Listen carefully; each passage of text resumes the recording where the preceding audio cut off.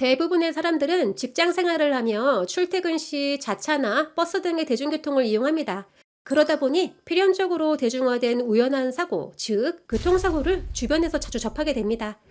복잡하고 모든 것이 빠르게 진행되는 사회 현상은 그만큼 이동수단이 활성화되고 다변화되기에 우리가 생각하지 못한 난처한 상황들이 불시에 발생하곤 합니다. 사고가 발생했고 특이적인 이상 증상이 발현되지 않는다면 다행이지만 목이나 허리 또는 발목 등의 통증이 발생하고 움직이기 어렵다면 당연히 병원에 방문하여 적절한 치료를 받아야 할 것입니다. 그렇다면 교통사고로 상해를 입었고 치료를 받아야 한다면 언제까지나 치료 횟수에 제한 없이 무한으로 통원 치료가 가능한 걸까요? 이 부분은 피해자의 상해 정도에 따라서 달라진다 할 것입니다.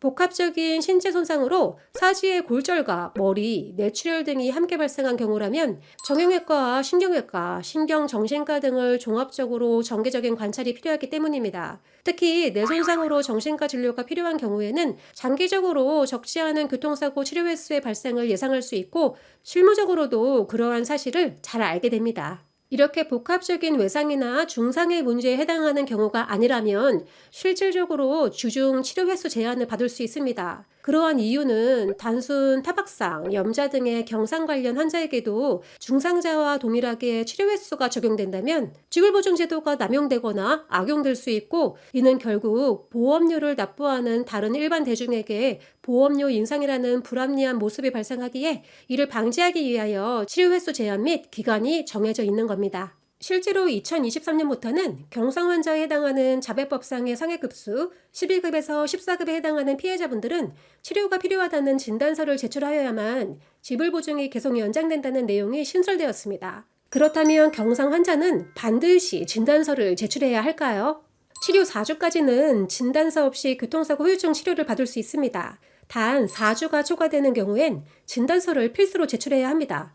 최초 진단기간 종료 후에도 의료진과의 상담을 통해 통증 정도 및 증상 등을 재평가하여 치료기간을 연장할 수 있습니다.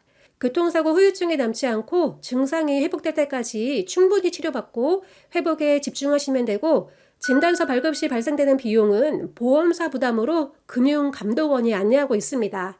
그리고 합의금과 관련하여 가장 많은 질문과 분쟁 사유로 대두되는 디스크 및 추간판 탈출증의 경우도 사고 시점부터 3개월 정도가 지나면 주 1회만 내원하여 물리치료를 받으라는 주치의의 권고를 듣게 되는 교통사고 치료 횟수 제한이 인정되는 대표적인 상병이라 하겠습니다.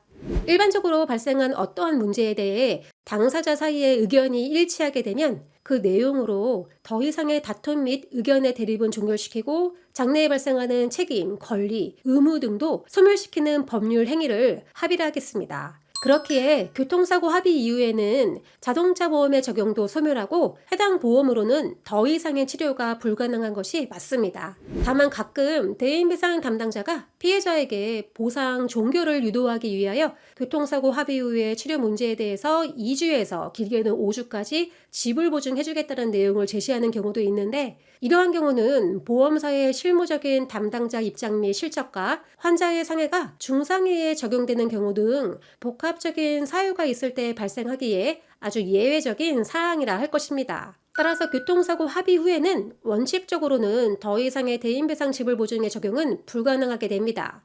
이제는 예전과 달리 교통사고 치료 횟수 문제도 염두하고 병원에 내원하여야 하는 시대입니다. 진정 지속적인 통증에 시달리는 피해자분들은 정밀검사를 통해 신속하게 정확한 진단을 받아 명확한 상해급수를 인정받는 것이 중요하겠고 경미한 타박상 등의 당사자분들은 적정 치료 후 신속하게 교통사고 합의 및 종결 하심이 탁월한 방안이다 조언드려봅니다.